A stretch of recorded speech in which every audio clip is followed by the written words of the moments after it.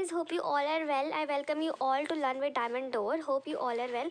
And this is the next part of chapter 11, that is Marketing Business Studies Class 12th. Hope you remember कि हमने last video के अंदर promotion में start किया था, उसके अंदर हम ऑलरेडी कंप्लीट कर चुके हैं advertising. Now next is the personal selling. ठीक है, आपको याद नहीं होगा तो आप प्लीज़ पहले वाली वीडियो देख लीजिए, क्योंकि उसके अंदर थोड़ा सा ब्रीफ कर रखा है. एंड देन आप इस वीडियो को देखिए तो आपको बहुत अच्छे से समझ में आएगा, राइट. तो पर्सनल सेलिंग ये बहुत इजी है, बट क्योंकि हमको लिखना है तो इसलिए बुक की लैंग्वेज की ज़रूरत पड़ेगी, right.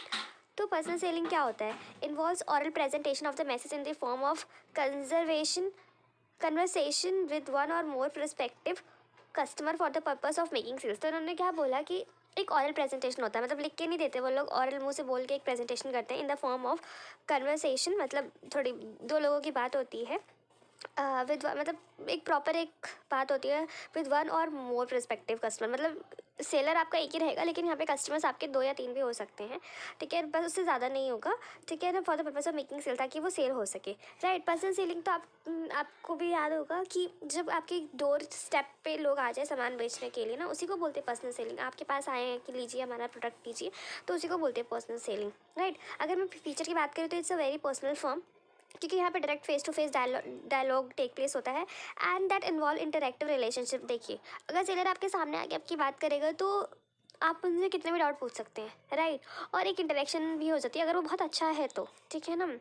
Next is the development of the relationship. तो 2 यहाँ पे फीचर है, personal form and development of relationship. क्योंकि अगर वो बहुत अच्छे से बिहेव कर रहे हैं, दो जो हमारे सेलर्स होते हैं they behave very well, because ऐसा उनको ट्रेनिंग दी जाती है, so that we are able to convince from them, right. तो allow the sales person to develop personal relationship with the prospective customers which may become important in making sales. ये customer बहुत important, मतलब बहुत ज़्यादा relationship बहुत important है selling में, marketing में, राइट. तो इतना ही दे रखा है बुक के अंदर पर्सनल सेलिंग से रिलेटेड, और आपको भी इसे ज़्यादा पढ़ने की ज़रूरत नहीं है, right. So this is the difference between the advertising and personal selling.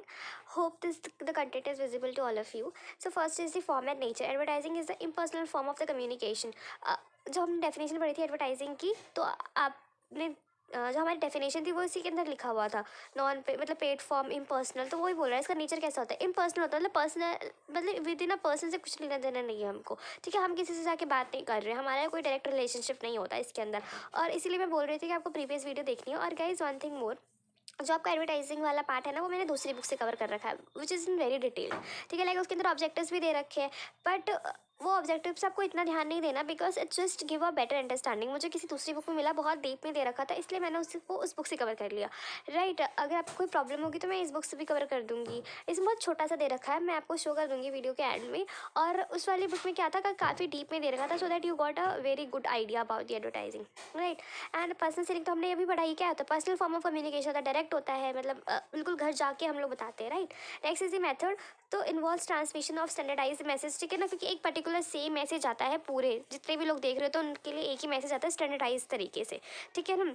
But personal selling के अंदर ऐसा नहीं होता, मतलब हम लोग मैसेज एडजस्ट कर लेते हैं ना. If the person is not able to understand, तो हम उसको कोई और एग्जांपल से कोशिश करते हैं समझाने के लिए. सपोज अगर कोई कार है और अगर the customer have a knowledge about the car, तो बहुत ईजी है कि हमने उसको बता दिया ये कार है, इसकी ये फीचर्स है. बट अगर किसी को पता ही नहीं है वो कार क्या है, तो वो दूसरी तो जो सेलर होगा हमारा पर्सनल सेलिंग वाला इंसान, उसको दूसरा वे यूज़ करना पड़ेगा उसे समझाने के लिए. जैसे वो बताएगा कि ये मतलब ट्रैवलिंग में हेल्प करता है, इसके अंदर 4 लोग बैठ सकते हैं. ठीक है ना, इस तरह से, right. Next is the reach. तो ये तो बिल्कुल large number of the people can be approach, क्योंकि एक एडवर्टीजमेंट आती है और पूरी दुनिया देखती है. यहाँ पे तो लिमिटेड, आप एक इंसान कितने घरों की बेल बजाएगा, तो यहाँ पे लिमिटेड रीच होती है, राइट. और कॉस्ट होते हैं तो यहाँ पे बहुत लो जाता है कॉस्ट पर पर्सन, बिकॉज जैसे कि होता तो 3-4 करोड़ का खर्च होता है, लेकिन क्योंकि वो 10 साल तक ऐड चलती है, हर घर में चलती है, तो वो कवर हो जाता है. बट अगर हम, क्योंकि यहाँ पे वही वाला कंसेप्ट है इकोनॉमीज ऑफ स्केल वाला, और यहाँ पे पर पर्सन की जो कॉस्ट आती है ना पर्सनल सेलिंग की, ये बहुत ज़्यादा बनती है. बिकॉज एक इंसान से दूसरे कस्टमर से बात कर रहा है, वो बात कितनी भी हो सकती है, तो 1 घंटे की भी हो सकती है, 5 मिनट की भी हो सकती है, 10 मिनट की भी हो सकती है, बात ही ना हो सकती है. तो मतलब वो ज़्यादा है, क्योंकि उसके अंदर देखो एक तो टाइम लगेगा, दूसरा वो जो इंसान है उसका एक स्ट्रेंथ लगेगी. ठीक है ना, उसको ट्रेन किया जाएगा, तो बहुत ज़्यादा कॉस्ट आती है.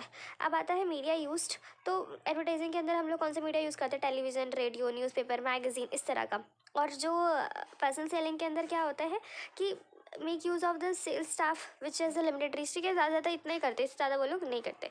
नेक्स्ट इज़ दी फीडबैक, तो फीडबैक देखो एडवर्टीज़मेंट के अंदर तो फीडबैक बहुत मुश्किल है, मतलब इट्स नॉट लाइक कि आपने आज एडवर्टीज़मेंट मतलब हम लोगों की एडवर्टीज़मेंट आई है आज और आज ही आपको फीडबैक मिल जाए, ऐसा कुछ नहीं। लेकिन पर्सनल सेलिंग के अंदर ऑन द स्पॉट वो आपको फीडबैक मांग सकते हैं कि आप लेना चाहते हैं, आपको पसंद आया, आपको क्या कमी लगी, तो इस तरह का हो सकता है। तो इस मतलब फीडबैक भी यहाँ पे डायरेक्ट फीडबैक मिलने की बहुत ज़्यादा मतलब लैक्स डायरेक्ट फीडबैक होता ही नहीं है, और इधर हमारा डायरेक्ट और इमीडिएट फीडबैक आ रहा है अवेलेबल, तो ये कुछ अच्छी बात होती है यहाँ पे, राइट।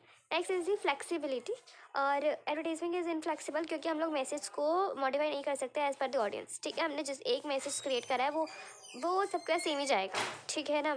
आपको ये डजेंट मैटर कि आपको कितनी नॉलेज और कितनी नहीं है। लेकिन पर्सनल सेलिंग के अंदर फ्लेक्सिबिलिटी रहती है, हाईली फ्लेक्सिबिलिटी रहती है, बिकॉज यहाँ पे message can be adjusted as per the need of the customer, ठीक है। अगर हमें ज़्यादा नहीं बताने की ज़रूरत है तो why we just waste our energy, right. And next is the time and coverage, तो advertising can cover the market in a short time, बहुत ही कम समय में बहुत सारे लोगों को कवर करती है। लेकिन इधर तो बिल्कुल उल्टा है, मतलब बहुत सारे समय में छोटे से मार्केट को वो कवर करती है। मतलब इसमें लिखा हुआ है take a lot of time to cover the entire market. Role क्या होता है, advertising is more useful in creating and building interest of the customer in the firm's product, क्योंकि वहाँ पे बहुत सारे एक्सपर्ट्स लगे होते हैं, ठीक है ना। एक तो वो लोग मतलब बहुत ही सारे एक्सपर्ट्स लगे होते हैं, ठीक है ना। पर यहाँ पे एक इंसान जा रहा है, उसकी कंपनी विश्वास करेगी कि ये जैसा बता कर आएगा हम मानेंगे कि इसने अपना बेस्ट दिया है, ठीक है। Play an important role at the awareness stage of the decision making, right. Next is the suitability is more useful in marketing to the ultimate customer for the larger number. अगर बहुत सारे number में है, अगर मतलब suppose आपको एक biscuit की ऐड देनी तो उसका जो मार्केट रीच, उसका जो कस्टमर टारगेट मार्केटिंग है तो बहुत ज़्यादा है ना, तो हम लोग एडवर्टीजमेंट यूज़ करेंगे। लेकिन इज मोर हेल्पफुल, जो पर्सनल सेलिंग होता है वो ज़्यादा हेल्पफुल होता है in selling the product to the industrial buyer. अभी क्या है, कुछ आते हैं नट एंड बोल्ट्स, अभी तो टायर्स वगैरह की भी ऐड देने लग गए हैं ना, हम देखा है मैंने एडवर्टीजमेंट में। लेकिन वो पहले नहीं आती थी ना, पहले देखा कभी टायर्स नहीं, क्योंकि हम नॉर्मल लोगों को तो ज़रूरत नहीं है ना, बट क्योंकि आजकल बड़ी गाड़ियों में एक ऑलरेडी टायर आता है तो फिर हम लोग थोड़ा देख लेते हैं, बस इससे ज़्यादा वो हो गई। तो अगर इस तरह से इंडस्ट्रियल बायर और इंटरमीडिएट सच एस डीलर और रिटेलर से रिलेटिवली कुछ प्रोडक्ट हैं उन्हीं, तो उनके नंबर बहुत कम होते, तो हम पर्सनल सेलिंग यूज़ करेंगे, राइट। तो this is the whole video जिसके अंदर हमने पर्सनल सेलिंग को समझा और difference between advertising and personal selling. इसको इसलिए करा ताकि वो, क्योंकि वो बहुत छोटा दे रखा है और एडवर्टाइजिंग को तो हमने बहुत डिटेल में मतलब पढ़ा है, तो डिफरेंस से ना आपको मोर ज़्यादा मतलब ज़्यादा क्लैरिटी आती है, right. And if you have any doubt then do comment below, I will try to my best to solve your query, and do like, share, subscribe, and we'll meet in the next video. Bye bye. I'm very thankful to you guys. Take care.